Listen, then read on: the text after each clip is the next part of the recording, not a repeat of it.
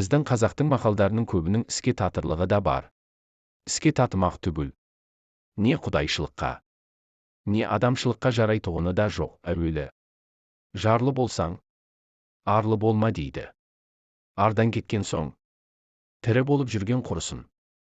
Егер онысы жалға жүргеніңде жаныңды қинап еңбекпенен мал тап деген сөз болса, ол ар кететін іс емес. Тыныш жатып, көзін сатып, біреуден тіленбей, жанын қарманып, адал еңбекпен мал іздемек, ол арлы адамның ісі. Қалауын тапса, қар жанады. Сұрауын тапса, адам баласының бермейтіні жоқ деген ең барып тұрған Құдай ұрған сөз осы. Сұрауын табамын, қалауын табамын деп жүріп қорлықпенен өмір өткізгенше малды не жерден сұрау керек, не аққан терден сұрау керек қой.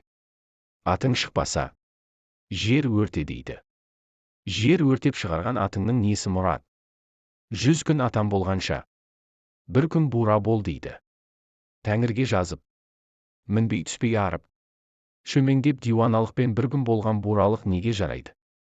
Алтын көрсе, періште жолдан таяды дейді. Періштеден садаға кеткір-ай. Періште алтынды не қылсын, өзінің көрсе қызар сұмдығын қостағалы айтқаны.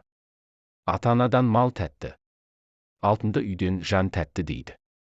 Ата-анасынан мал тәтті көрінетұғын антұрғанның тәтті дерлік не жаны бар. Бұлардың бәрінен де қымбат ата-анасын малға сатпақ ең арсыздың іс емес пе? Ата-ана шамасы келсе, михнаттанып мал жиса да, дүниелік жиса да, артымда балаларыма қалсын дейді. Ол ата-ананы малға сатқан соң Құдайға дұшпандық іс емес пе? Осындай білместікпенен айтылған сөздеріне бек сақ болу керек.